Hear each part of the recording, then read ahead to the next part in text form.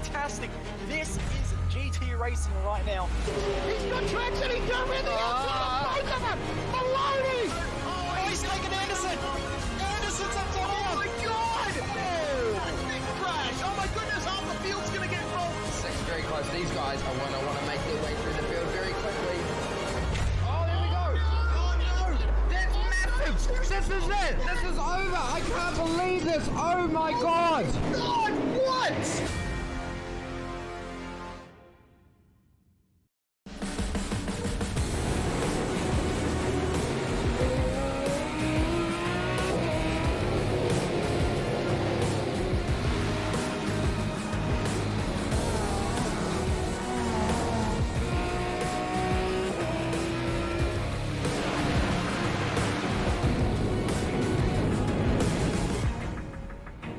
The following is a presentation of the iRacing Esports Network.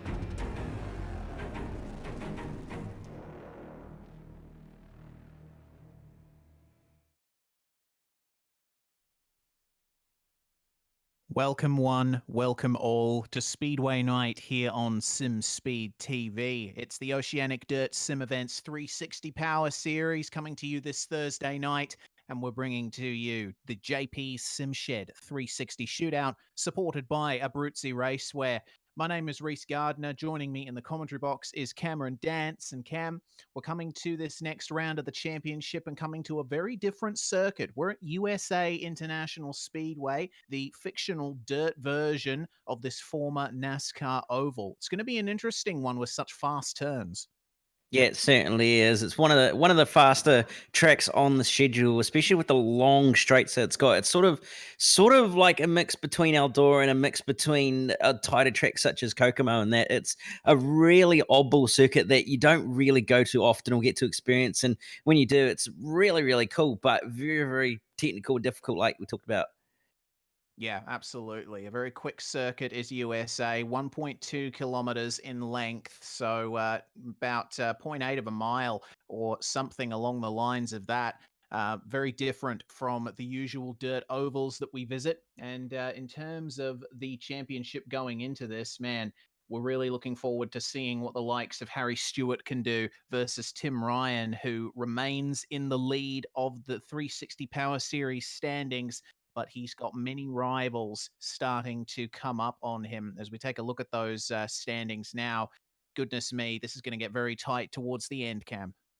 Yeah, it certainly is. There's not a lot of points in between those top few drivers, and Tim and obviously Joel have battled it out all season long so far and gone toe to toe, made some mistakes, made different results out of the season so far. And yeah, it's just been so awesome to see two very top drivers go head to head. And even the fact that you've even got some drivers mixing it in there like Harry Stewart and Kevin Sadler and the likes of. So yeah, it's can't wait for the rest of the second half of the season and what USA is going to show up tonight.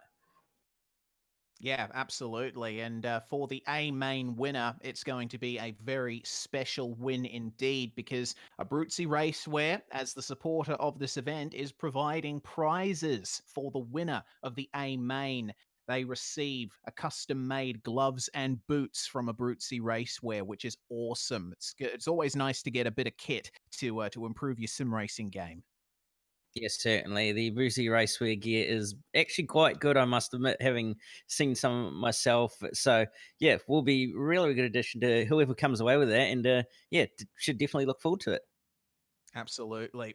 Well, in terms of the event format, we're running the usual. It's a 4-minute qualifying session coming up soon. 2 laps each driver has to set their time for the heats. It's going to be inverted top 3 for the heats as well, so that's going to shake things up a little bit.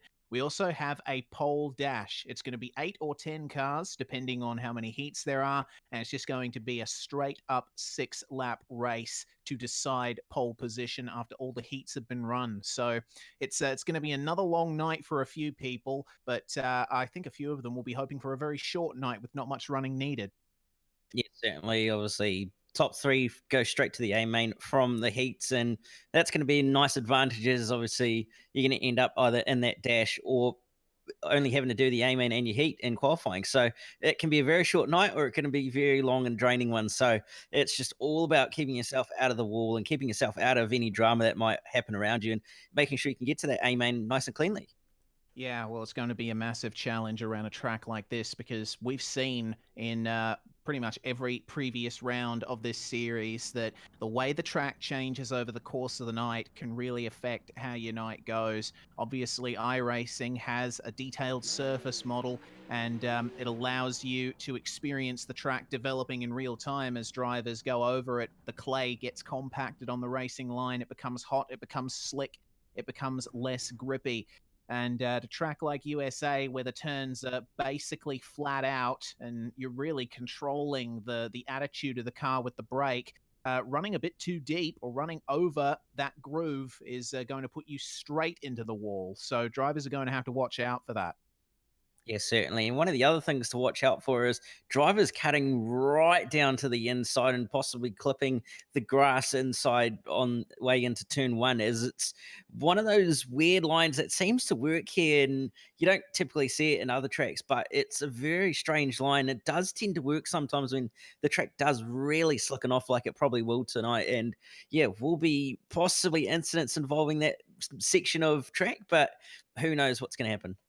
Yeah, entry to turn one, and I think in the middle of turns 3 and 4 as well, when the wall really starts jutting out towards the inside, drivers are going to have to take it very easy through there as the night goes on. But all in all, I should say, if I can English, this is a very unique track in terms of dirt racing. It's pretty much in terms of the scale that these cars operate, I'd call USA the equivalent of a super speedway. Yes, certainly. Obviously, long straights and, well, wouldn't say long, wide corners, but they're relatively the same radius the whole way around. And it's reasonably flat as well. So there's no massive banking like you have at somewhere like Eldora and that, where you're able to put your car right up against the outside wall and use that banking to your advantage. You've actually got to sort of set the car up so it's more or less able to use that flat surface. And then obviously as the cushion comes in and slick comes in and all that sort of stuff, it really does then mix things up, as the cushion isn't really designed to be too well used here. It can get quite rough, and the front straight and back straight can get quite rough as well when it does start to slick up. So it's going to be all about just keeping your car as stable as possible, and probably find some drivers might end up tightening the cars up a little bit too much. Yeah, and of course, the way they can do that is by adjusting the wing on the fly of these sprint cars. You can set it forwards and backwards. You can set the angle as well. Really does make a big difference to how stable these cars are through the corners. And of course, considering that these are 360 sprint cars and not 410s, the most powerful available, you do have to put a little bit more work into how your car operates through the corners in these cars. Yes, certainly. You don't quite have the horsepower that you do in the 410 wing sprint cars, so you don't quite have the ability to drive it off the corner as easily. You've kind of got to try and keep the momentum up a little bit more, especially somewhere like here where it's so wide open as well. So it's really, really going to be all about just keeping the momentum up, making sure you don't get too loose or too tight and end up losing any speed, as you're going to probably lose about 2 or 3 positions if you're unlucky enough.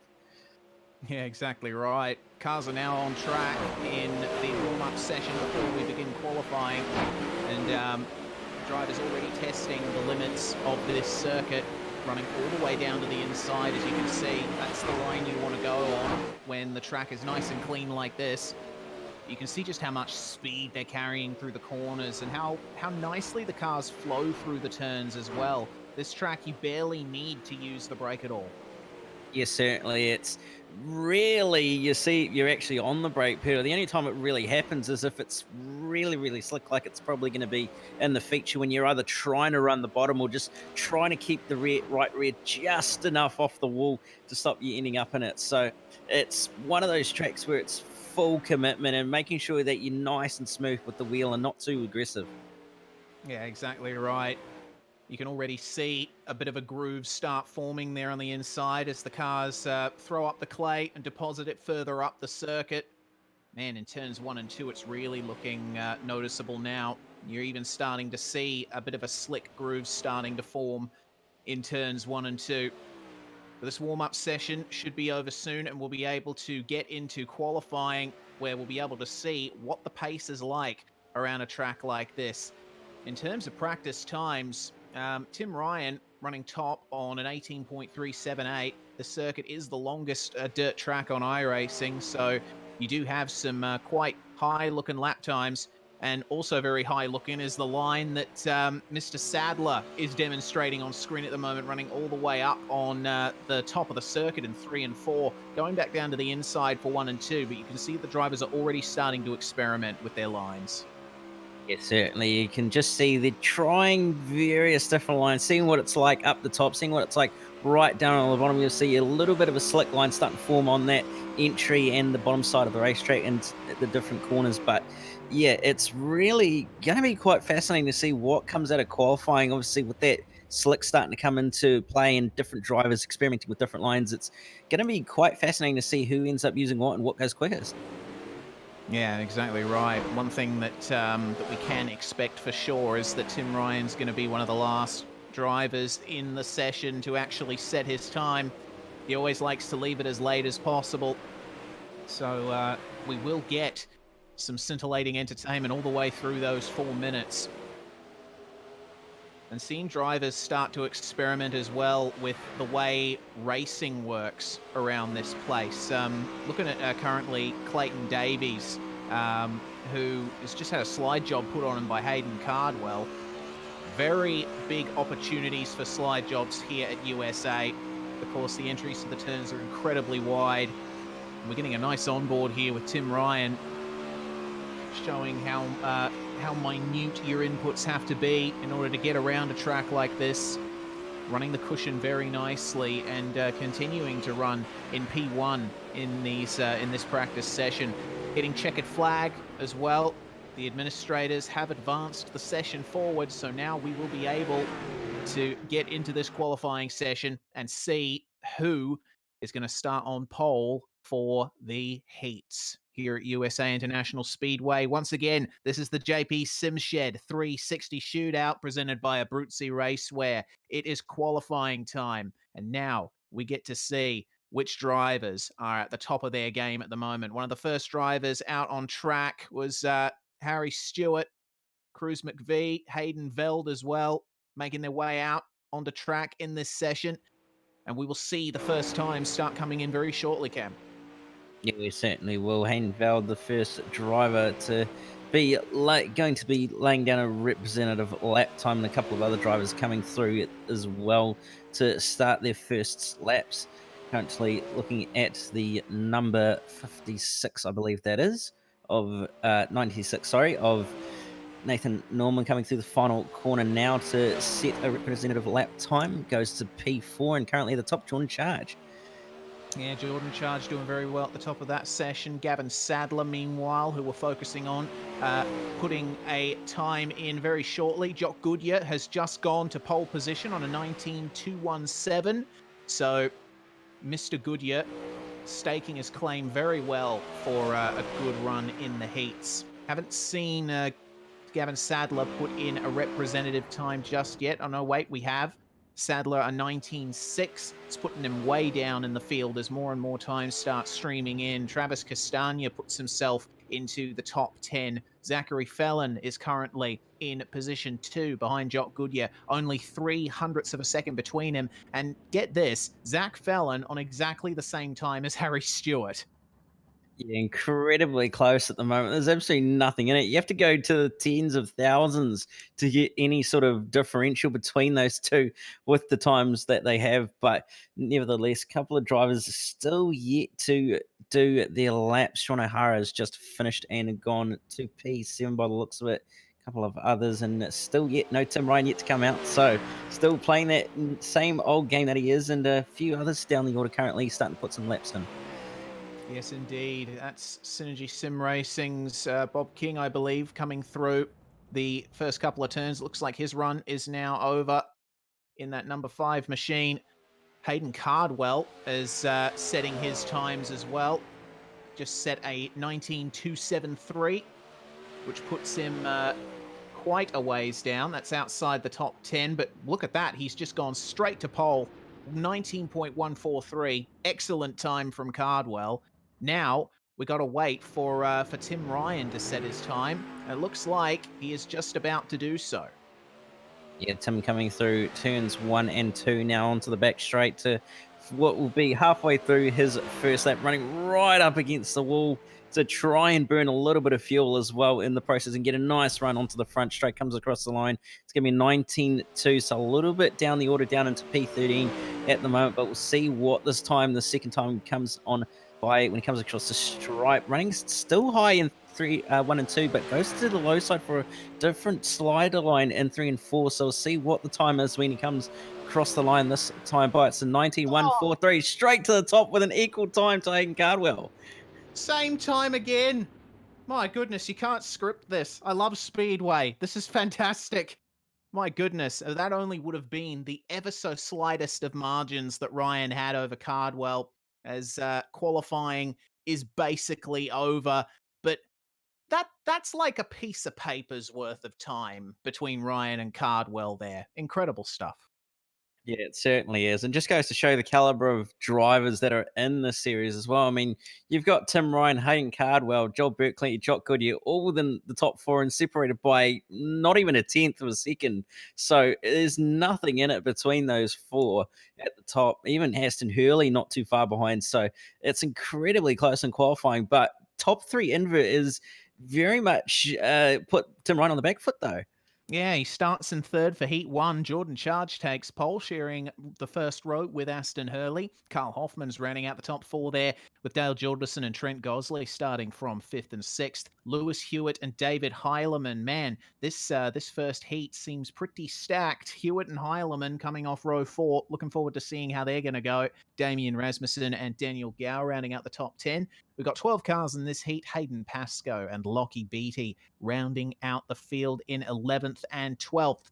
Now, every heat tonight is going to be 8 laps in length, which doesn't seem like a very long time, but usually it's been 8-lap heats at every other track we've raced at, which I think most of them are like half the length of USA Speedway at most. So it's going to take some time, a little bit more time than the drivers are used to get through these heats.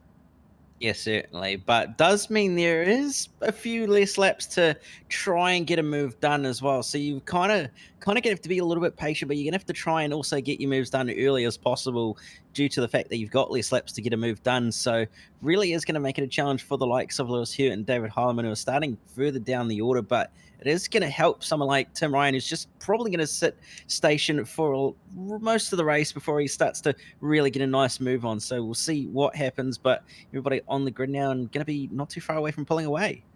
Yes, the JP Simshed 360 shootout presented by Abruzzi is about to get going for these preliminary heats. Pace truck moves away and the drivers follow suit. Now we're going to have 2 formation laps here. Or 1. I think it might be 1 at this track due to its length, because the lights are already out on the pace car, but we'll have to wait and see if we go around for 1 more. But the top 3 in the heats get a ticket straight through to the feature. So the likes of Tim Ryan will definitely be wanting that. Also thinking about Gosley, Hewitt, Heilemann, those guys usually finding themselves in top 10 running or podium positions. So they'll want to try and advance through this field, but it's going to be difficult. Yes, certainly. And track's not too slick either, so it's going to be a little bit difficult to do some passing and to try to move up the order if you're further down, but it does look like it's going to be 2 pace laps. Okay. I shall correct myself from earlier then. 1 more lap here behind the iRacing pace truck before we get going. And Tim Ryan running a very unconventional line there down the grass on the front stretch. Might that have something to do with cooling tyres?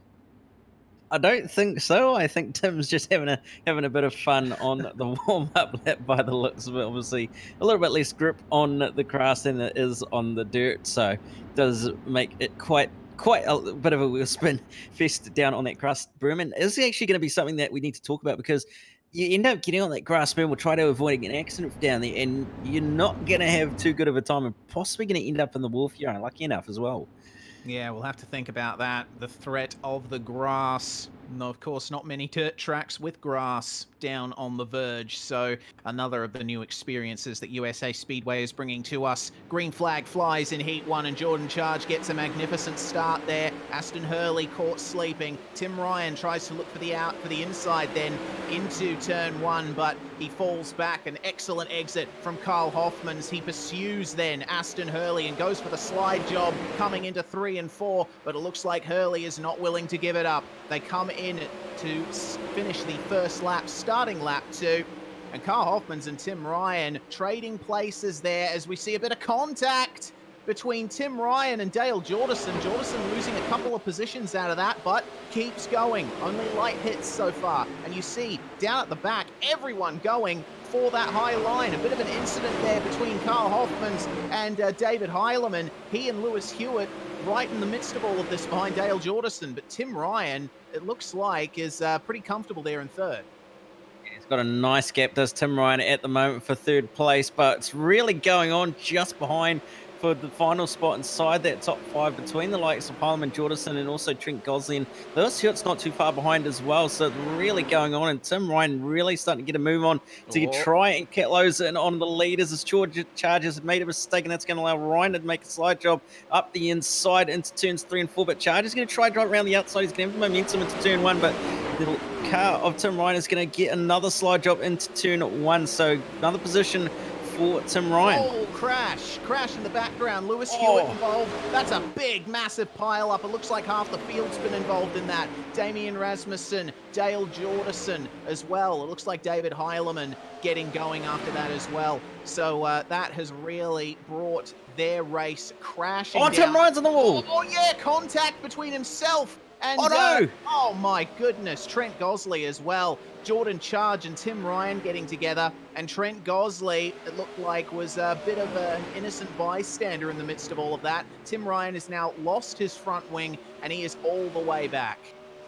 Yeah, he's way down inside 6th position. So, well, he's actually in 5th now. So he's not going to be making it through to the feature. He's going to have a little bit of a longer night here at this point in time. But current battle for the final transfer spot between Trent Gosley and Lockie Beatty really heating up. And Tim Ryan charging as hard as he possibly can. But these two here are just way too quick at the moment as Lockie Beatty's just barely going to be doing enough to hold on. But Trent Gosley going to drive it around the outside. Oh, excellent job from Trent Gosley to keep it up there on the groove. But Aston Hurley has come home here to bring the victory in Heat 1. Started 2nd, finishes 1st. Excellent job from Aston Hurley. Jordan Charge comes home in 2nd, and it looks like it's going to be Trent Gosley coming across there in 3rd place. Lockie Beatty with some problems in the final corner, but Beatty should be very happy with himself. He started dead last, and he was fighting for a podium position, so certainly something good to take away from that. So there are the results. Hurley, Charge, and Gosley, your podium, and getting through into the feature. And now we immediately move through to Heat 2. Caden Brown is starting on pole for this one. James Rice sharing the front row with him. And Hayden Cardwell and Bradley Oldfield starting from the 2nd row. Hayden Veld and Ryan Harris start from 5th and 6th, with Brenton Hobson and Danny Vassell starting on the 4th row of the grid. 5th row, Ethan Bastian and Vince Romeo, two guys that we're certainly used to seeing further up towards the front, and Clayton Davies and Callum Davison rounding out the 12-car field for this 2nd heat of the night. Looking forward to these matchups as well, Cam.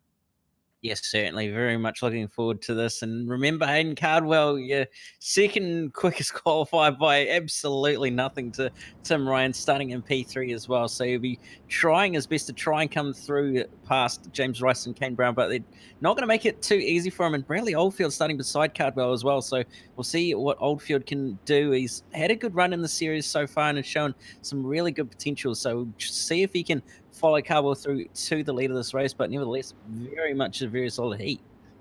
Yeah, incredibly so. So we're going to see some very spicy racing in this 2nd heat of the night. I am interested to see what Oldfield can do from his position. Certainly, you're right. He's taken some magnificent positions in races previous in this season, but he's just never seemed to have it quite all together.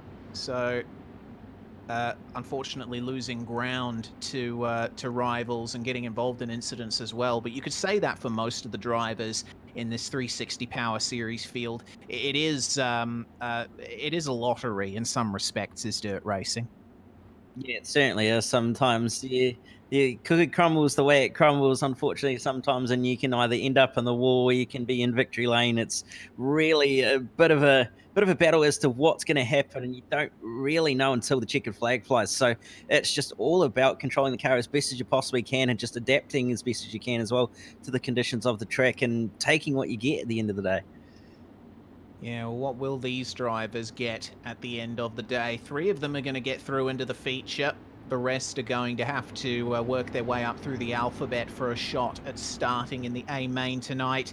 And that's a very early start from Caden Brown. Caught James Rice sleeping. That's allowed Hayden Cardwell to get up into second place as the green flag flies. Cardwell getting into the wall slightly in turn 1 and briefly left the door open to Rice. But have a look at Oldfield on the outside, trying his best to get into that 3rd place. It's still held by Rice, but he's caught on the groove on the inside, and Oldfield moves into 3rd.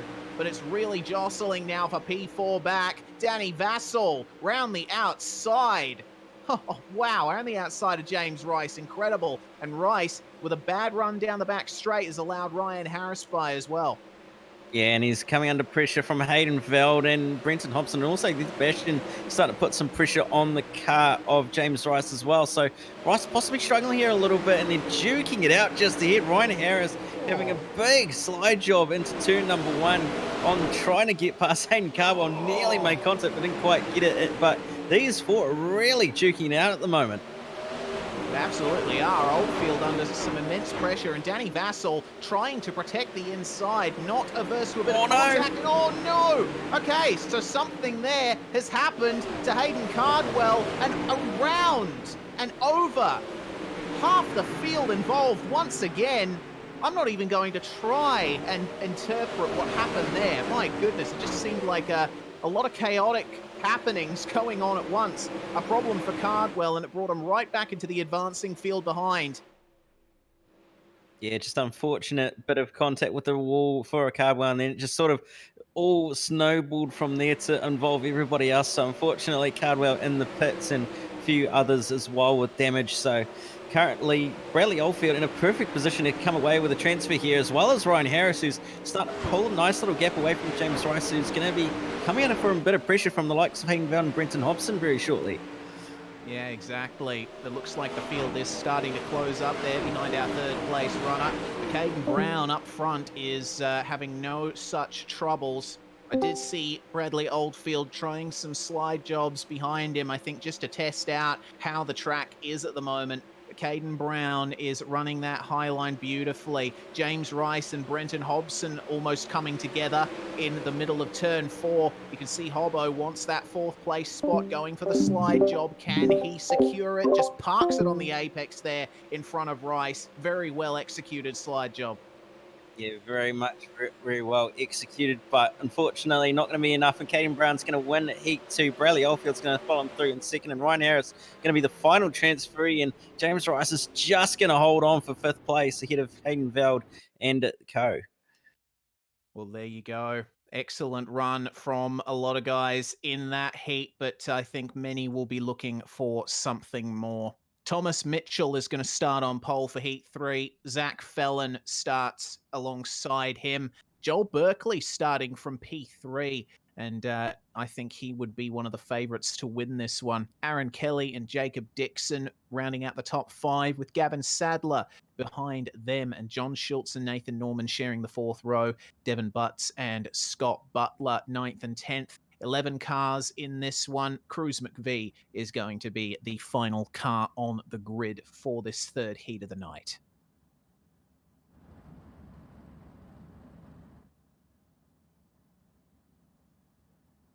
So Gavin Sadler is going to be racing in this as well.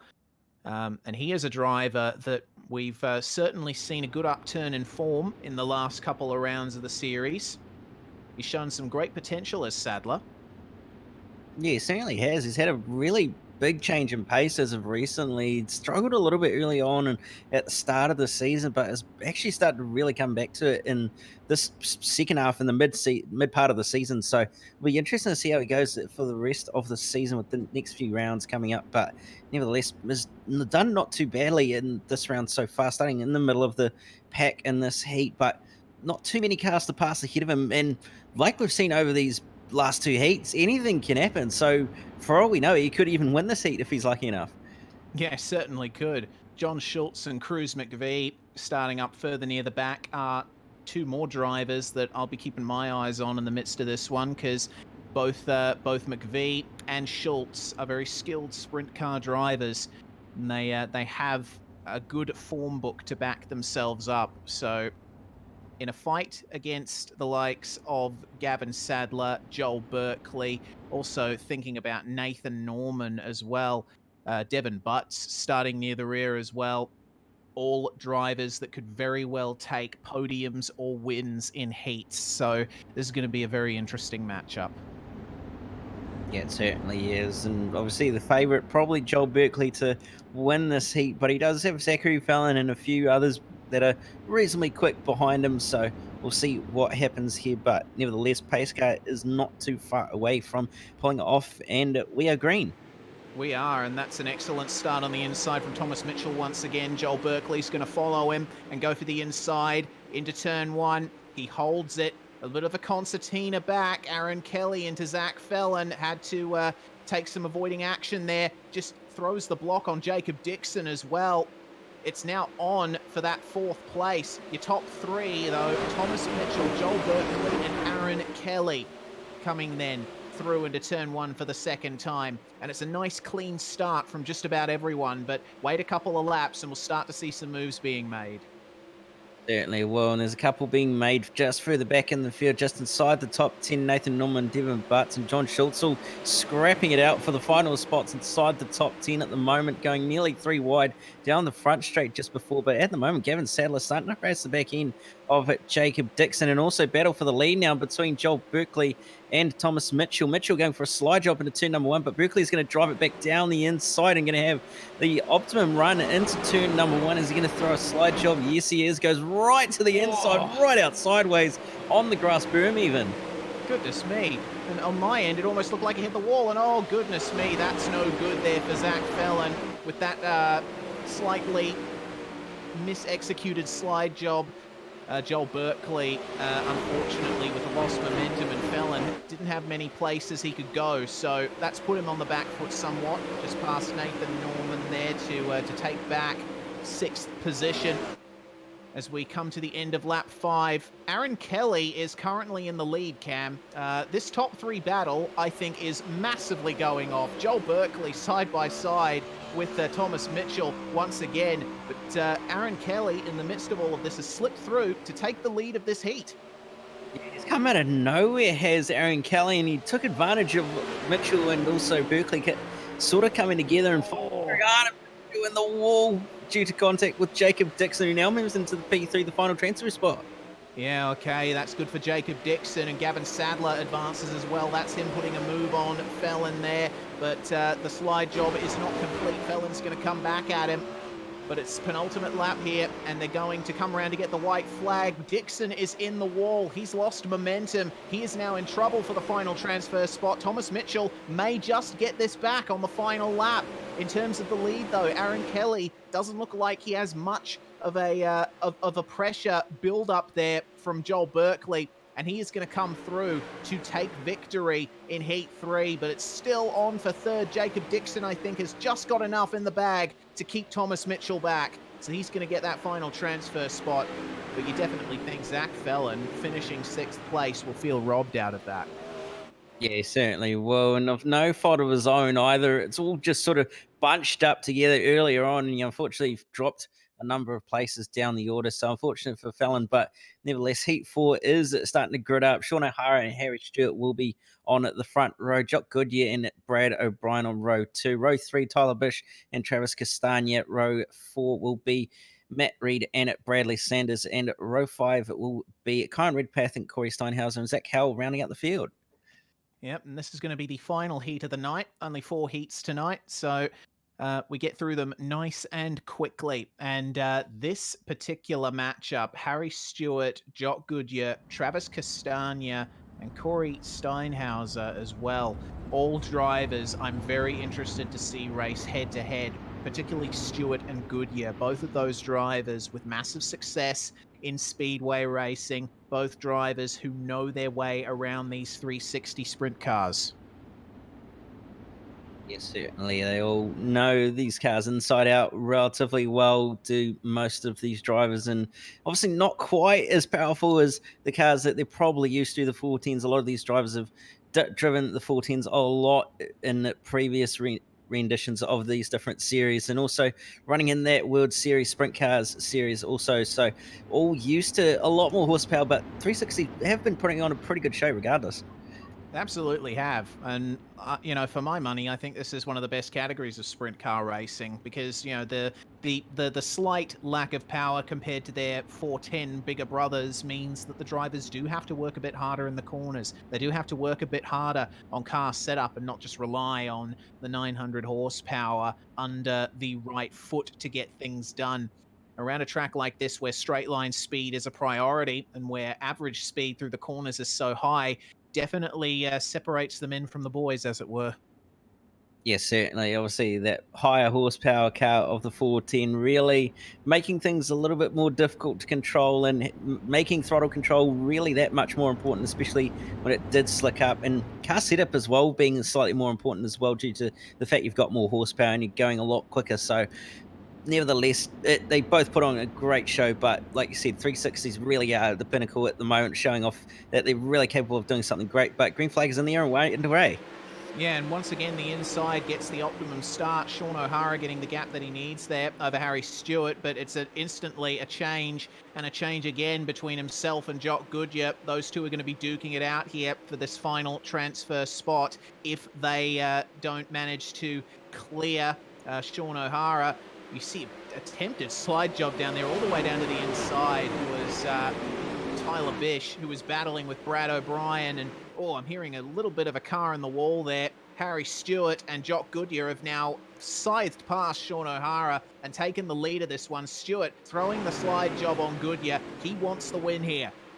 Yeah, he certainly does. And they were 3 wide in turn 1 just before, so giving it everything they possibly can, and Goodyear running right up against the wall, even clipping it at some point, but he's got a fantastic drive off the corner of turn number 2 and is going to be right behind the car of Harry Stewart, who's running that bottom side of the racetrack. Not something we've seen a lot of the drivers do so far. Everybody's been up against the outside fence, but Harry Stewart proving that bottom side's got a bit of potential at the moment, but Jock Goodyear continuing to run that top side and just showing its pace that it's got at the moment.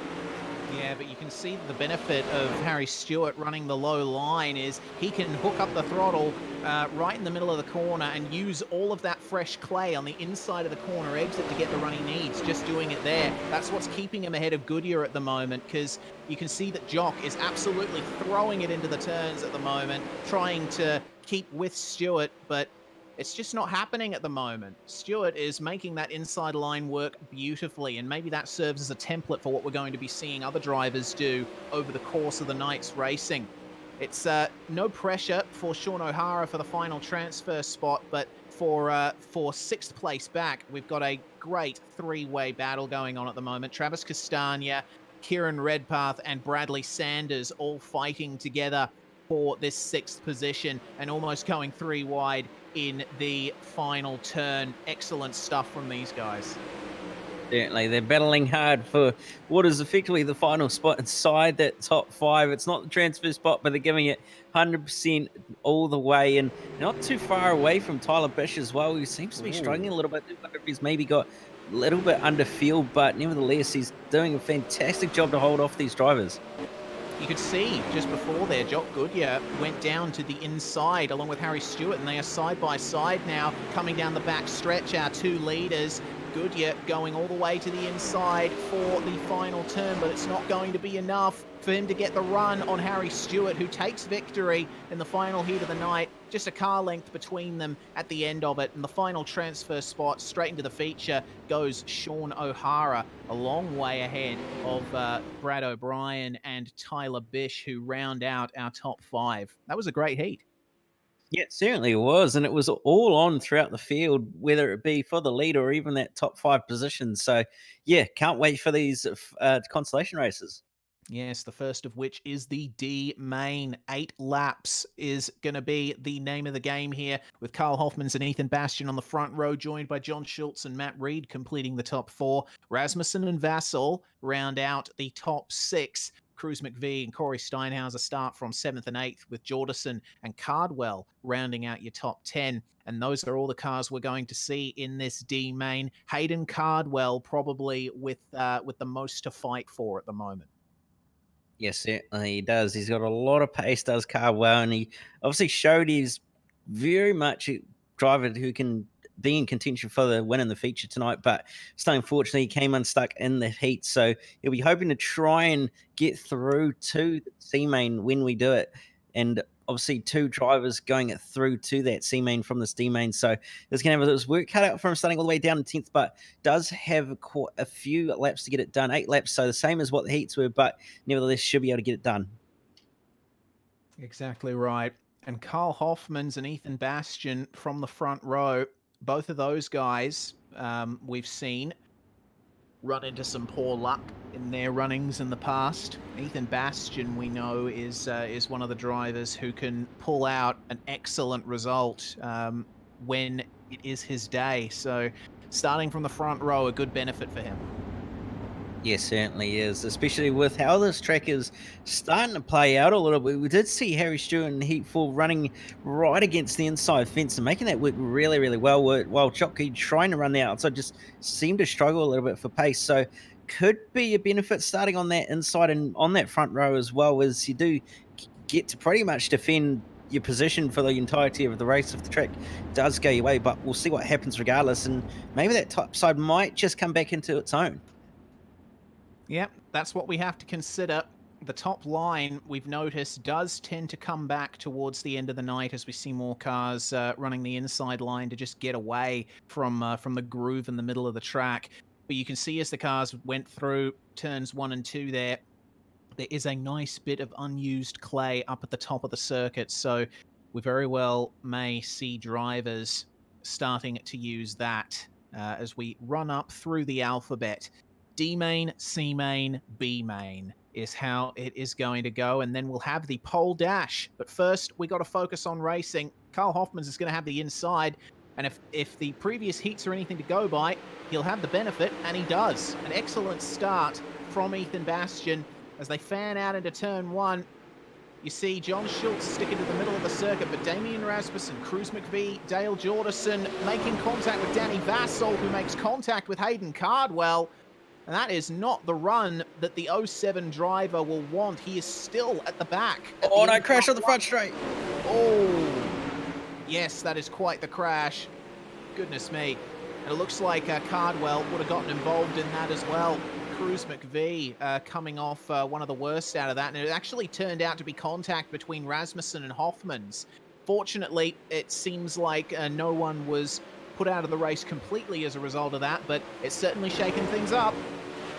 It certainly has, as John Schultz is now putting a lot of pressure on Dale Jordison, who's on the inside, but going to come back at John Schultz. They're not going to make contact, but very, very close. Jordison going to be on the inside of the corner. Schultz trying to run that high side, but just can't quite make it happen. And currently, Damian Rasmussen really starting to walk away from these two.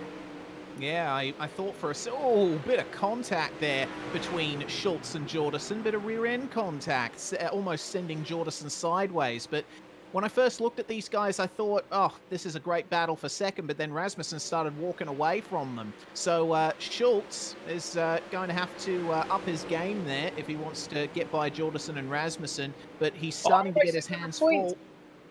What's happened? Bastian's just hit the fence in turns 1 and 2. He actually rode the fence. I think he might have major damage, and he's hit the fence again. He's around. Oh my goodness, it's all gone wrong for Ethan Bastion. On lap 5 of this 8-lap heat, he stopped the car. He is out. So that promotes Damian Rasmussen into the lead of the D main here at USA International Speedway. So currently holding the last transfer spot now is Dale Jordison. This gives John Schultz one more thing to fight for, but it looks like he might be too far back to make it work in the next 2 laps. Yeah, it might just be a little bit too far back, but Dale Jordison starting to hunt down race leader Damian Rasmussen, who's running right up against that inside fence, really doing a fantastic job. John Schultz trying to make that midline work, just can't quite seem to make it happen.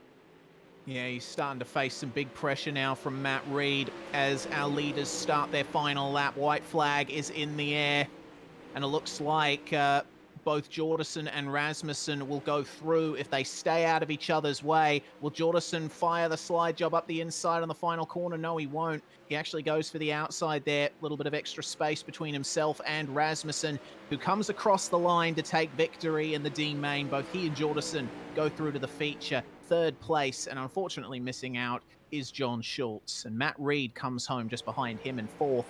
It looks like, unfortunately, we are going to be saying goodbye to Ethan Bastion, to Danny Vassal, to Hayden Cardwell as well. That is a big shame. As we take a look now at the grid for the C main, a 13-car grid in this one, headed up by Clayton Davies and Devin Butts, Bradley Sanders and David Heilemann starting from the 2nd row. Callum Davison and Nathan Northam coming home in 6th place there, or starting from 6th rather, starting to get the old fatigue. Travis Castagna and Daniel Gow start from the 4th row. Vince Romeo and Scott Butler round out the top 10. Zach Howell in 11th, and our top two from the D main, Rasmussen and Jordison, join these drivers in 12th and 13th. So it's a bigger grid here. Also, with the top 2 spots going through into the B main, this is one of the last chances for drivers who have had a bad run of heats to get their foot in the door for the feature. Yeah, it certainly is, and they get 2 extra laps as well this time instead of 8 laps. So 10 lap C main, I should say, for these drivers, and a couple of drivers in there who really shouldn't be in there, but nevertheless, they'll put on a great show. The likes of Heilemann, Nathan Norman, Callum Davison, Castagna, Romeo, all very much could potentially go through into the B main. Yeah, they potentially could indeed, but it's only going to be that top 2 that go through, and that's going to be the cause of a great deal of pain, I think, for a few drivers in this field if they cannot make it through. We've already seen over the course of the night so far how difficult it is to pass at USA. The corners are incredibly wide, incredibly fast, and at this point, when the track is the way it is at the moment, it just doesn't seem like the outside line has any real advantage over the inside. Yeah, it certainly seems to be the case at the moment. The outside just doesn't seem to have enough of an advantage to be much point running up there. So it will be interesting to see what happens in the feature, whether people might end up running up there and making it work, whether everybody ends up just running on the bottom in the middle of the track to try and find some grip and speed. Who knows? It's really going to be an unknown until we find out. Exactly right. Well, only one run then through turns 3 and 4 required before the pace car pulls in. We have a look briefly at the race conditions. Not very windy, with 24-degree air temperature, 27-degree track temperature. So it's not that warm out there at the moment in Lakeland, Florida. It's good conditions for some very fast running in these 360 sprint cars.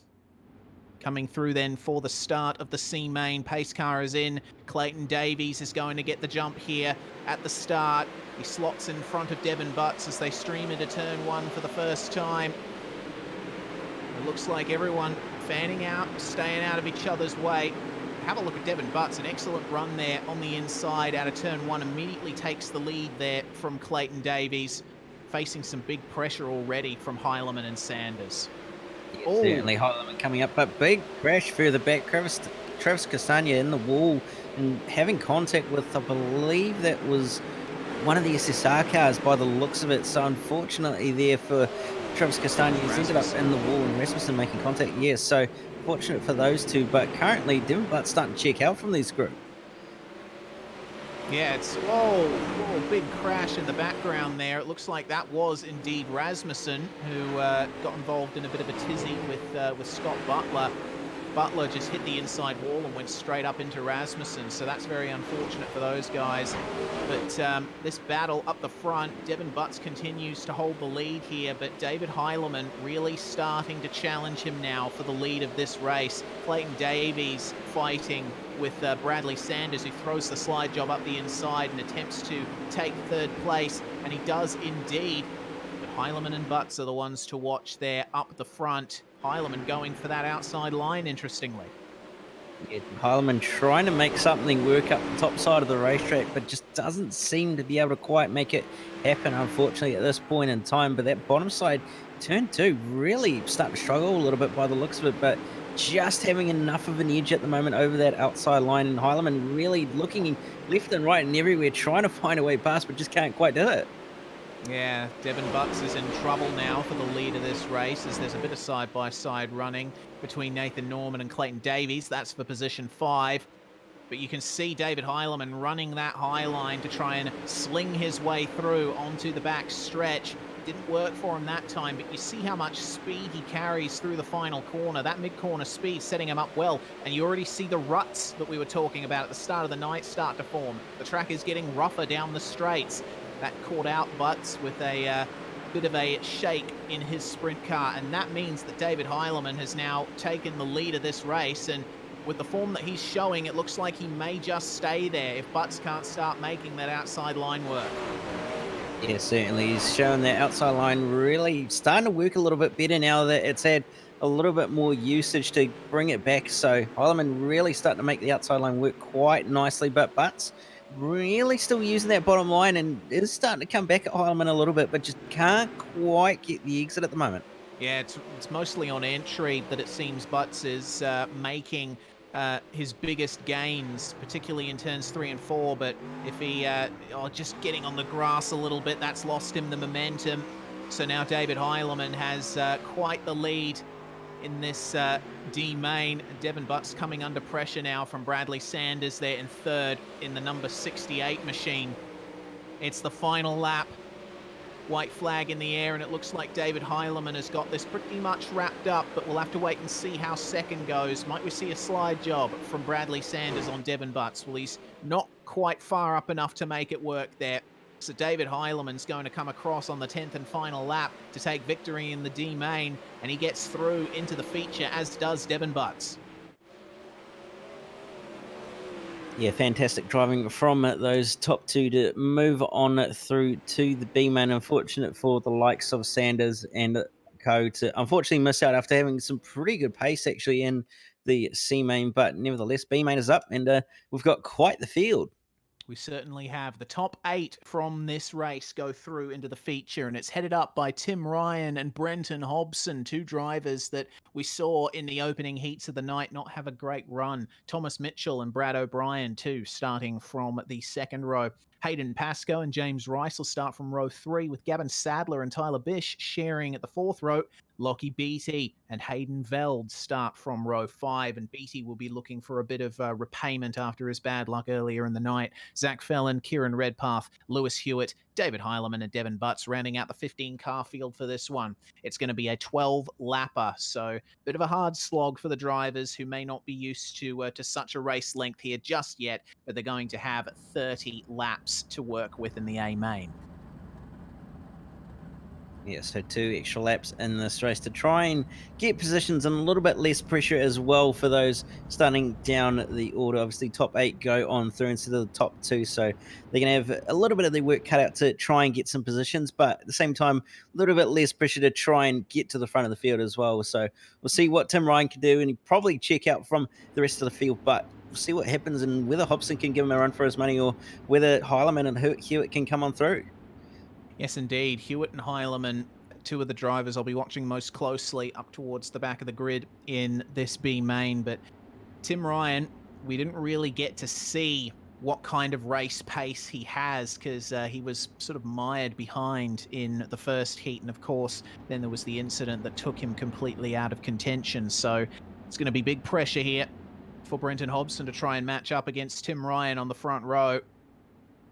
We're going to have one more lap here behind the pace truck before we get going for the D main. But looking at the track and looking at what happened in the C main, the track is starting to develop ever further. It seemed like David Heilemann, racing in that previous event, he was able to start making the line in the middle work, because the way it goes on most dirt tracks is you go super high, you go super low, and then the middle starts to come into its own too.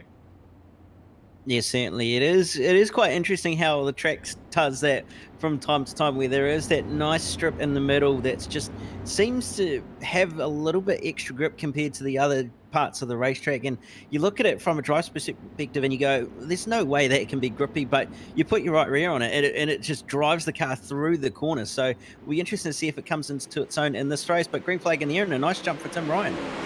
Yeah, excellent stuff from Tim. He leads into turn one. Brenton Hobson is going to hold second from Thomas Mitchell, but behind them, the angry drivers begin to advance. Gavin Sadler under pressure from Pascoe. Sadler goes for the move on O'Brien. They make contact, and O'Brien slithering up the track with not much to go. And oh my goodness, in the back, Lewis Hewitt has had an incident. It looks like Tyler Bish was involved as well. Both of them are now at the back in 14th and 15th positions. So Lewis Hewitt's B main not getting off to a great start. Yeah, it certainly has. It just looks like Bish has come across the nose of Lewis Hewitt and unfortunately spun them both out to the inside. Luckily, they both got away with it. Don't think they got any damage, but they're going to have a lot of hard work to try and catch back up to this field, which is quite a ways ahead. But at the moment, three-way battle for the final spot on the transfers was three-way till David Heilemann drove on past around the outside, currently moving up the field very quickly as Heilemann right up against that outside wall. But Hayden Veld and co really starting to battle it for the final transfer spot. They really are. And Heilemann, you can see advancing beautifully, and he's going to drive right there on the outside of Hayden Pascoe. But for this final transfer spot, Hayden Veld and Brad O'Brien are the ones fighting for it at the moment. Veld only just holding it, but you see coming up behind them, it is the number 47 of Devin Butts on the inside there. And he manages to get through into turn one. So now Hayden Veld facing double the pressure. He certainly is. Hayden hasn't had all that good of a run in the series at the moment, but we're hoping to try and turn that around. If we can make the feature, he'll be pretty happy at this point in time. But a lot of pressure from Devin Butts and Brad O'Brien, who are just consistently putting in some nice clean laps at the moment. And Veld kind of getting held up by Rice and Pascoe as well, just ahead. Yeah, it looks like Pascoe and Rice have started falling back, and they're now right in the thick of it with these guys. Hayden Veld trying to find his way through on the inside, but hits the wall. And looks like Pascoe and Rice are safe for a couple more corners at least. Bit of contact, and Devin Butts just going into the back there of Hayden Veld. And he was the one who ended up spinning, and that's created a big concertina towards the back of the field. Zach Fell and Tyler Bish as well, with an absolute horror run. Meanwhile, it's on for third place because David Heilemann has managed to jet up to the back of Brenton Hobson and is looking to make a move. Yeah, Heilemann's done a fantastic job to drive all the way through from 14th on the grid. And it's going to look to make that another place and move it inside the top two now, right on the inside, even touching the wall as well, but manages to get on by Brenton Hobson and is now sitting second and on the hunt for Tim Ryan. Yeah, have a look at his pace, 21.4 for David Heilemann on the last lap, and Tim Ryan at 21.5. He's been running consistent 21.5s throughout most of this race. 21.4s, the occasional 21.6, but you can see Heilemann getting closer and closer as time goes on. It's on still for the final transfer spot. Is now 6th, 7th, and 8th. James Rice, Hayden Pascoe, and Hayden Veld all fighting in the back of this pack. Pascoe tries for the inside on Rice, but just can't quite get it done. Yeah, it just seems to be not quite enough of a pace differential between them to try and get a move done. And just behind them, Brad O'Brien's starting to recover as well and catch up to this little pack. So Veld has to try and get a move on quickly, or he might end up losing this final transfer spot to the feature But at the moment, Heilemann really closing in on Tim Ryan. 21-2 that last time by, compared to Tim Ryan's, well, pretty much a 21-2 as well. But nevertheless, it looks like Tim Ryan's got this one under wraps by the looks.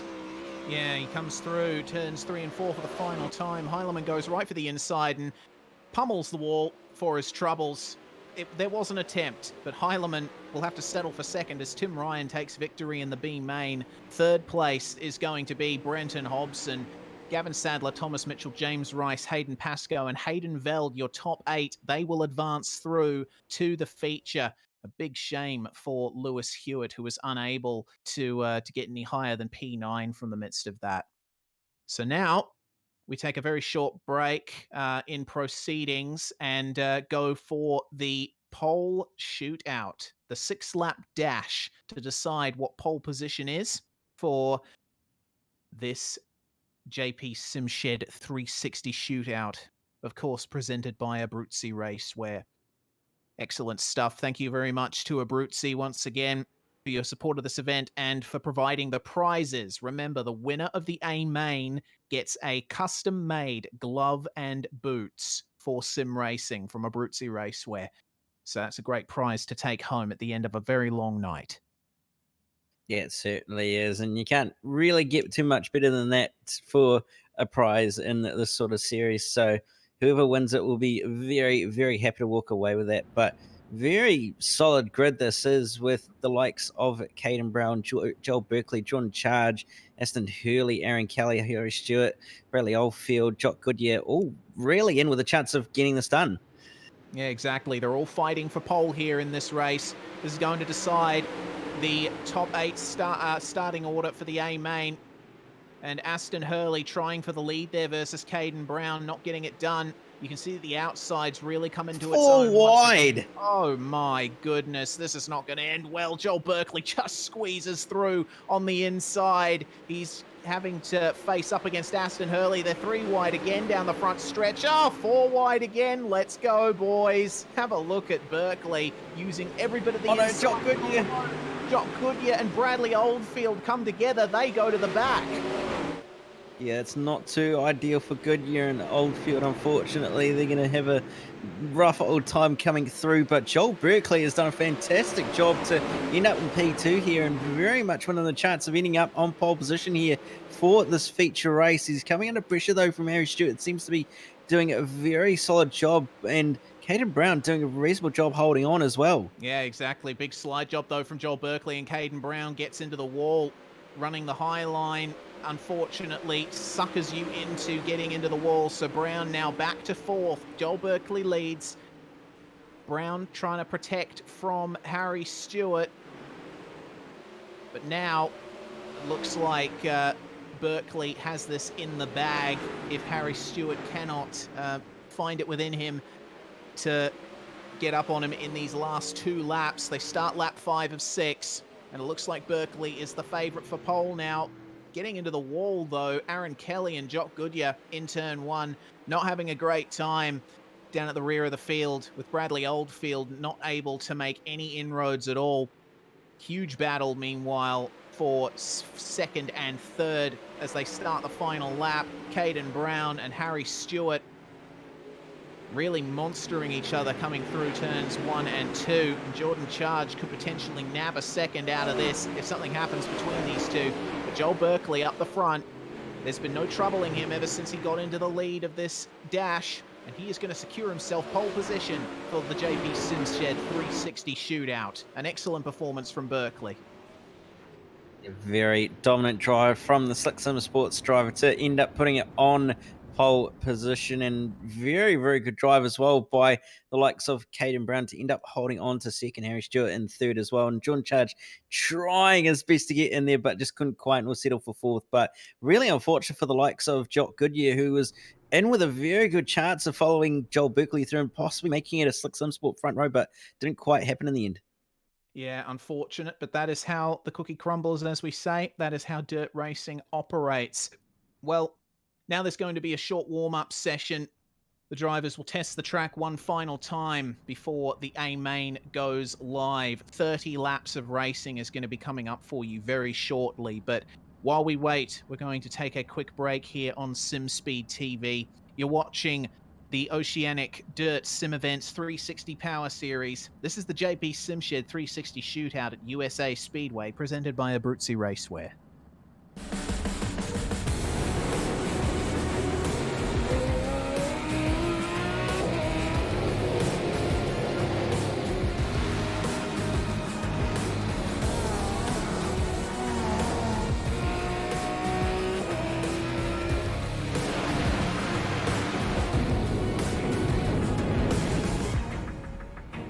The following is a presentation of the iRacing Esports Network.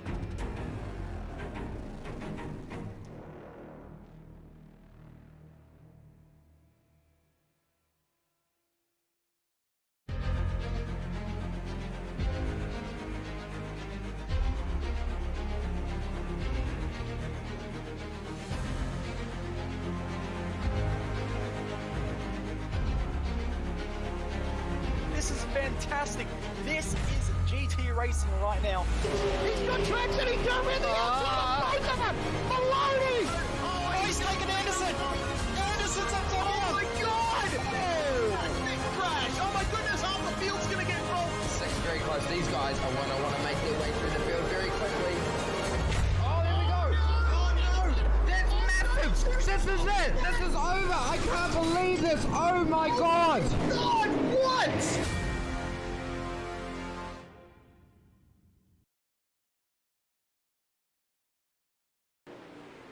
You're watching the JP SimShed 360 Shootout presented by Abruzzi Racewear of the Oceanic Dirt Sim Events 360 Power Series. We're in the middle of our season, and we are quickly trying to see who will emerge as an outright leader in this championship. It's been Tim Ryan since the very start, but Joel Berkeley is starting to really close in. We've got 30 laps of racing here in the A-Main now for you, and it's time to get going. The winner of this A-Main will win custom gloves and boots from Abruzzi Racewear.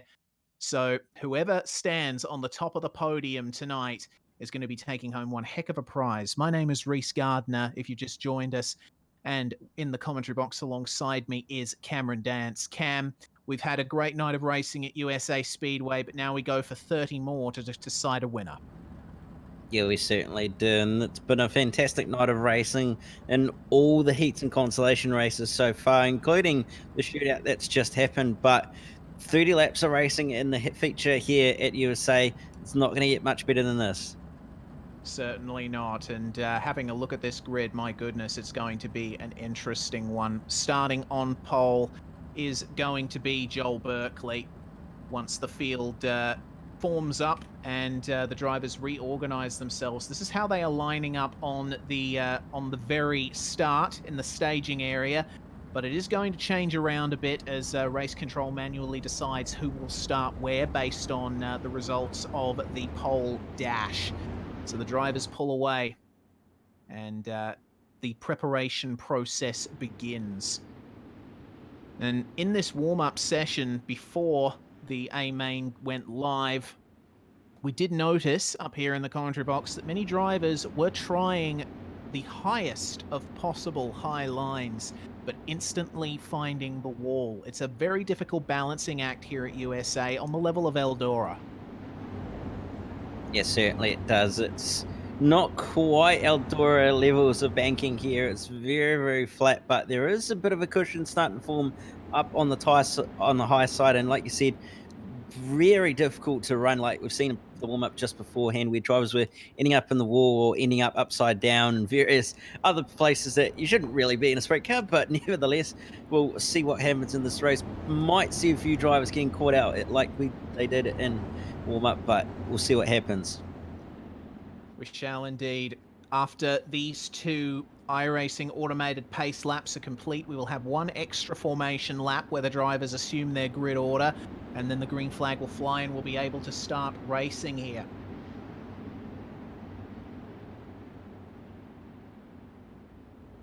So now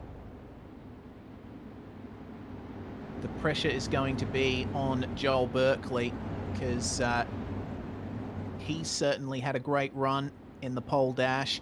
He had to work his way through, just like everybody else. But the pressure is definitely going to be on because we've seen how popular slide jobs are at USA. Yeah, certainly. They are very, very popular here, especially with the way that this track is, and especially in turn one with how you can run a very narrow line in turn one and get away with it. But nevertheless, we'll see what happens. And for all we know, we could see Slide Job City here tonight. We might end up seeing people driving around the outside. We might see people going underneath. Who knows? Well, at the very start of the race, I reckon the outside line is going to have the advantage because we can see through the turns here just how much of a build-up there is on the racing line. So it's going to be difficult starting from the inside here for Joel Berkeley, but the inside does seem to have had the advantage. How early will he decide to go? He goes just before the pit wall terminates. We are green for the A main. The JP Simshed 360 shootout, and have a look at Caden Brown immediately going up the inside there of Joel Berkeley and taking the lead of this one. They almost go 3 wide. Berkeley under pressure from Jordan Charge, who holds the outside line. We've seen drivers making advancements all through this field. Harry Stewart trying his best to protect from Mr. Charge and Mr. Goodyear as well, but at the moment, it's looking like first place, Joel Berkeley retaking the lead from Caden Brown. And Jock Goodyear moves up into third. He tries to go for second here. And he's running towards the outside of the circuit once again. But you see how many people are sticking to this very low, very slick inside. Yeah, everybody's just trying to pace this race and try and get through the first half of the race so they can sort themselves out later on. But Jock Goodyear absolutely railing the top side of the racetrack against that cushion and against that outside wall. He's just absolutely hammering it and doing a fantastic job. He's closing in on Berkeley at an absolute rate of knots, and it's just unbelievable to see such a driver doing it so regularly. But everybody else sort of trying to sort themselves out. Caden Brown coming under pressure from John Charge as well, and Charge now starting to move up to the top side of the racetrack, and same with David Heileman, who's now starting to try and make a move as well.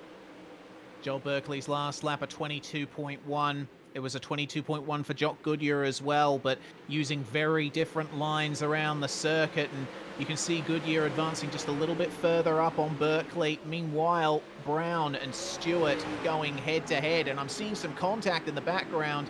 Ryan Harris involved in a battle for 8th place. Tim Ryan trying to make his way up through this field. He's down in the order at the moment, starting to use that outside line. Remember, Tim Ryan is the championship leader, and if Joel Berkeley takes the win here in the A main, along with all the other points gathered over the course of a night, Ryan's lead could be in trouble.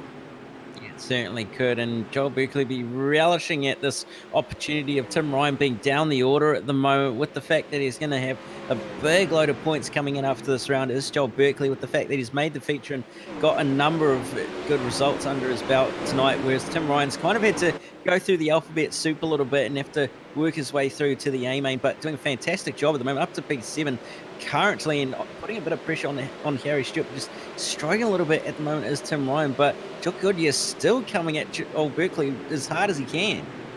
Yeah, they start lap 9 here, and the gap between Goodyear and Berkeley staying stable, but oh goodness me, that's looking awkward there down the front stretch coming into the first turn. Looks like Gavin Sadler, along with Trent Gosley, Thomas Mitchell, Aston Hurley, and Hayden Bell all having a rollicking fight back there for these positions in the top 15.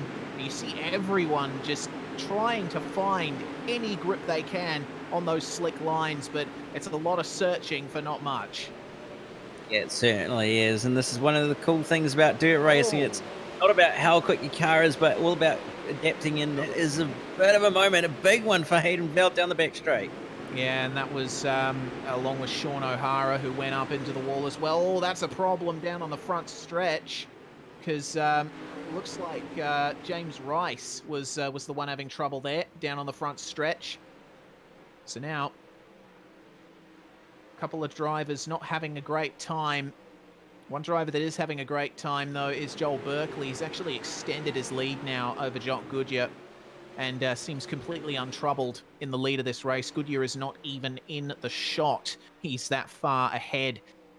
No pace cars, no cautions just yet. We haven't had a big enough incident to justify one. So these guys are getting into a very nice rhythm at the moment. They certainly are. They've done a fantastic job to go for as long as they have without a caution. But now Tim Ryan is going to be trying to get a move done on Jordan Charge here and is going to move into P3 by the looks of it, right up on the cushion, just bouncing up and down over the bumps that are up there. Very, very rough up on the top side of the racetrack. But Tim Ryan now into P3, and this is going to help his championship a little bit, try and keep his title hopes alive with the fact that that points gap is going to be diminishing ever so slightly. But nevertheless, Jordan Charge still applying a bit of pressure here. Yeah, Charge is not letting Ryan go, is he? It's been a good run from Jordan Charge tonight. I've been very impressed with him. He's making good use of the foibles of this track, and a very nice onboard view of him battling here with Tim Ryan. You can tell he doesn't want to let this third place go. Yeah, he certainly does, and he knows there's points on the line, and he can't afford to lose any points and let Joel Berkeley try and close that gap down any more than he currently will be at this point in time. But nevertheless, Tim Ryan pushing on as hard as he can to try and close up to the back end of Jock Goodyear, and currently Brenton Hobson coming under a bit of pressure from Bradley Oldfield and Ryan Harris as well for this final 3 spots inside the top 10, sorry.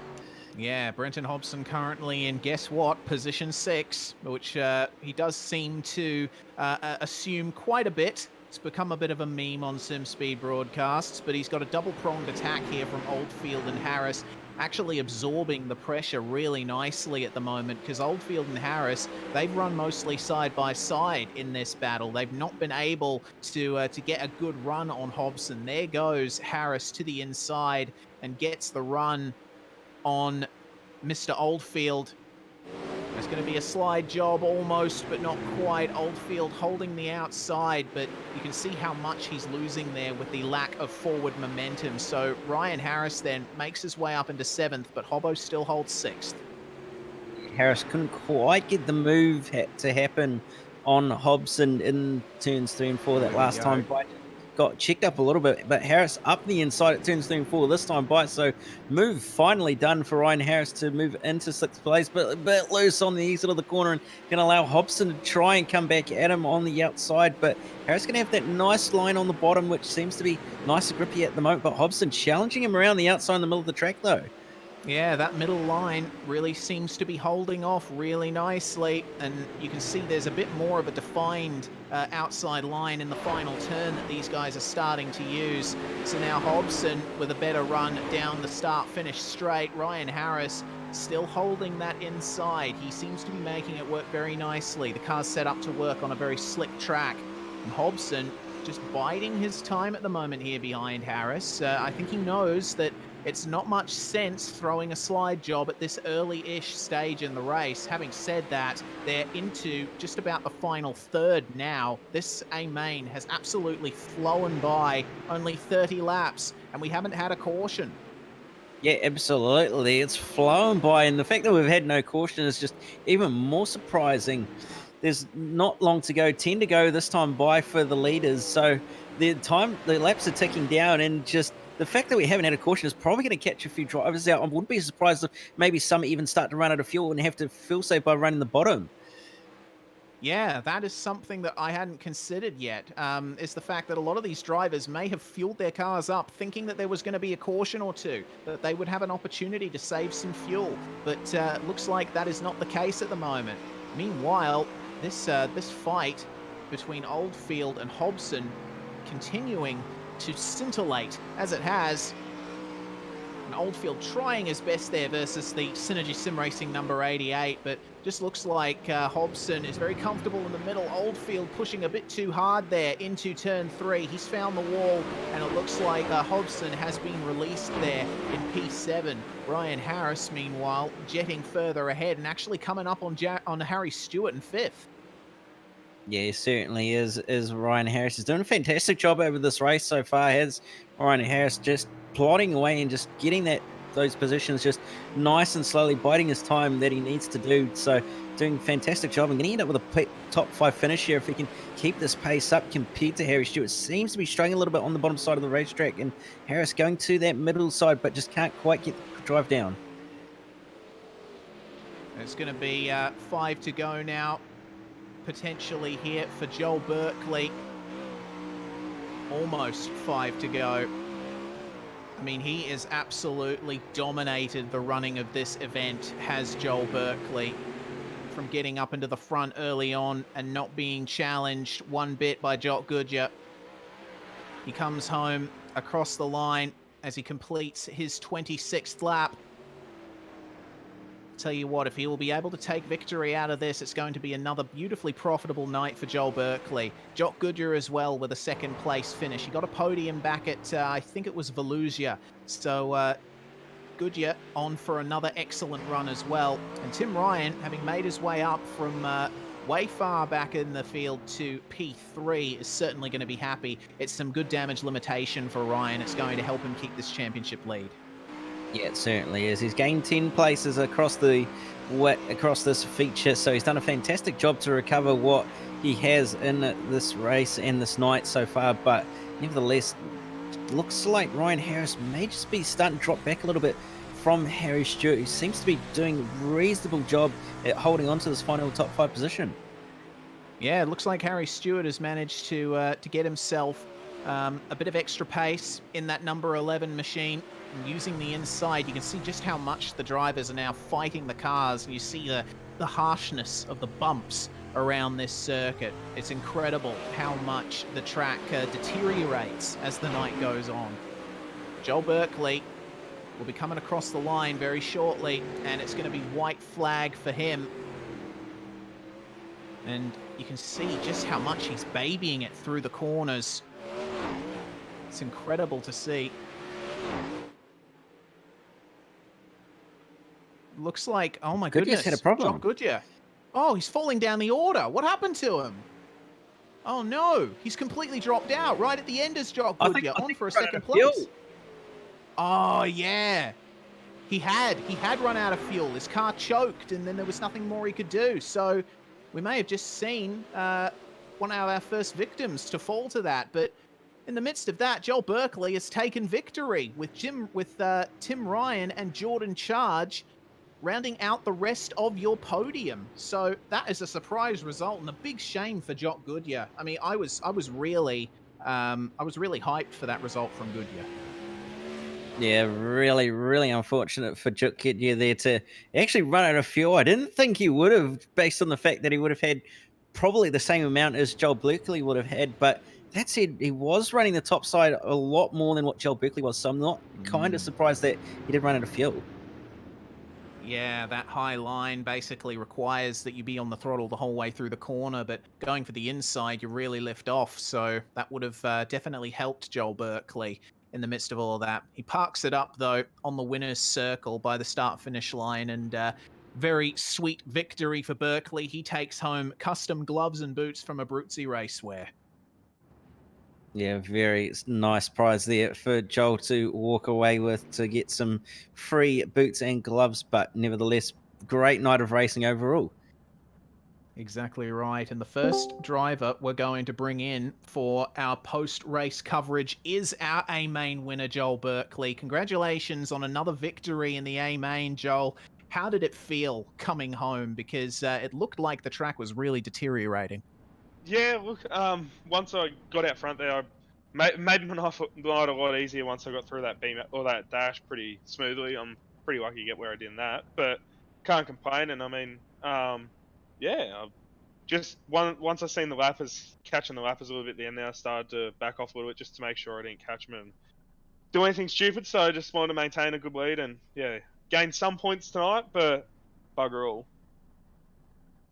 We did think about fuel being an issue here because I think this is one of the first times, if not the first time, that we've had the A-Main run completely caution-free. Was fuel an issue for you? If I'm honest, if it was a 35 lap race, yes, no, but wasn't an issue tonight. I mean, I was bunning off a little bit just to look after the stuff at the end there, so probably saved a bit there. Probably would have been close, but yeah, just wasn't too big of an issue. Just being such a big track, I think these cars burn more than any other sprint car on the service now. Yeah, definitely looks like they do, but still, It was an excellent night for you. Good run through the heats, a great pole dash, and then coming home to take the victory. From your perspective here on the top step of the podium, shout out sponsors who gets it done for you at Slick Sim Sport. Yeah, look, awesome to get the job done tonight. Massive thanks to the guys at Slick, Simsport, everyone else that helps out there. Bumper Jock, he ran out of fuel there with one to go, but thanks to everyone on the team tonight for helping out. Lewis for spotting there at the end, even though he wasn't racing. It's team atmosphere, and yeah, appreciate everyone that's on it. Joel Berkeley there, your A main race winner. And now Cameron Dance is stood by with our second place man, Tim Ryan. Well, Tim, from P13 on the grid to ending up P2 in the end, thanks to, unfortunately, Jock Goodyear running out of fuel, you can't be too unhappy with that. Yeah, it was actually quite a good recovery drive. Felt like I really had a shot for the win. I was about 5 seconds back and then brought it down to about 2.5 seconds towards the end then. So it gives me good confidence going into World Series this weekend. Yeah, it certainly does. And obviously, this was one of the first features that we've gone caution free. Did you possibly think fuel was going to be maybe an issue, or were you fueled up to go a little bit longer? Yeah, I was fine on fuel. I started running the bottom about mid-race because I didn't want to junk my car, but then I thought I'd better get back upstairs just to waste a fuel in case there was a caution. I didn't want to be too heavy, so I thought I'd stop being a bit of a pussy down the bottom and get up top. Well, with Williams Grove up next on the calendar, it's going to make it very, very interesting. But are you looking forward to it? Yeah, absolutely. Williams is a really unique track. It's what we call a paperclip track, so really long straights, tight corners with relatively little banking. So the car's quite a handful there, and it'll be a very interesting race. Well, before we let you go, Tim, just any shout outs and any sponsors you want to thank? Yeah, I'd like to thank Bruzy for coming on board and JP's Shim Sheds for this event. I'd like to thank Brady for putting on this series. I always enjoy running it every week, which is why I continuously come back. And then, yeah, I'd like to thank the team sponsors, Logitech G, Motum Simulations. Well, there you have it, Reese. Your second place finisher in the feature, and you're standing by with Jordan Charge. Yes, indeed. An excellent run for you, Mr. Jordan Charge. It was a second place in Heat 1 after starting from the pole, and you didn't see the track again until the A main, but a podium out of all of that. You must be happy. Oh yeah, I'm pretty stoked considering I haven't actually driven the track in quite a long time, probably since iRacing come out. So yeah, trying to get my head around it again was pretty difficult. But yeah, no, I'm definitely stoked. How are you finding the way the line moved up and down the track over the course of the night? Because we couldn't quite put our finger down on it. It seemed like earlier on in the night, down low was the place to be. Then the high line came back. Then it was the middle. Then it might have been the low again. And by the end of it, we saw many people trying to run the high line again. Yeah, well, as you said, it's pretty tough to sort of read the track. You feel like the bottom or the top's the quickest where the good dirt looks, and it could be the complete opposite, like running the middle. I saw a couple of races there, like someone was pretty quick around the middle, and yeah, it's definitely it was pretty tough to read. Watching the good guys in front and pulling away, and then sort of follow what they were doing, and sort of was able to catch back up a little bit. But yeah, no, it was definitely a tricky track tonight. Well, with your successful results tonight, it's obviously a pretty good points haul for you in terms of the championship standings coming into next round at Williams Grove. Yeah, I don't know how I went with points, to be honest. I haven't actually done all the rounds, so I've just sort of been a reserve and asked the boys if there's any space to come in tonight and have a bit of a play. I obviously pretty busy with real life stuff, and it's pretty hard to do this all the time. But no, I'm definitely happy that I come tonight. Yeah, it looked like you had a lot of fun out there, Jordan. From your spot here on the podium, shout outs and sponsors, who would you like to thank? I'm definitely going to thank Synergy Sim Race and those boys. They've worked on the setups, and just communicating with them, trying to work out a setup together was been probably the most crucial point. And also, obviously, my real world sponsors that sort of let me do what I need to do. So Western Nissan, Wills Auto. Without these guys, I wouldn't be doing any of this. So. Thank you very much for joining us, Jordan Charge, your third place finisher in the A main tonight at USA. Well, Cam, that brings to an end proceedings for tonight. Another fantastic round of the 360 Power Series, and a bit of an oddity, the first caution-free A main I've seen. Yeah, it was certainly fantastic night of racing. And like you said, the first run we've gone to that hasn't ended up with a caution in the A main. So, yeah, really, really cool to see that. And hopefully we see that at Williams Grove next week. Yes, indeed. Speaking of, yes, Williams Grove is the next track that we will be visiting. And you can catch us at the very same time on the very same day. SimSpeed TV on Thursday nights, it is Speedway night, and we're getting closer and closer to crowning a champion. But we will leave Joel Berkeley to enjoy his custom gloves and boots from Abruzzi Racewear. We want to thank Abruzzi for coming in and supporting this event. A big thanks to JP Simshed as well for the title sponsorship and your support of this series. Awesome stuff to see. And a big thanks to Brady Baldwin and the crew at Oceanic Dirt Sim Events for putting this whole series on and entertaining us every Thursday night. I'm Reese Gardner. Cam Dance joined me in the commentary box, and Scott Fountain on cameras. From all of us here at SimSpeed TV, it's bye for now, but not forever.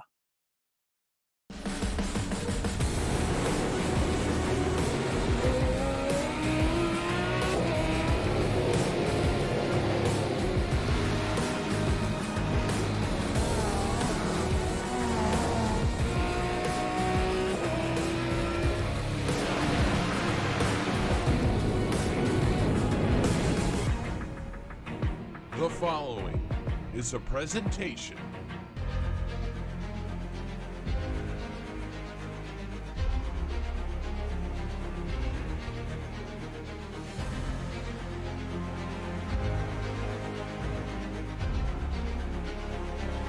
This is fantastic.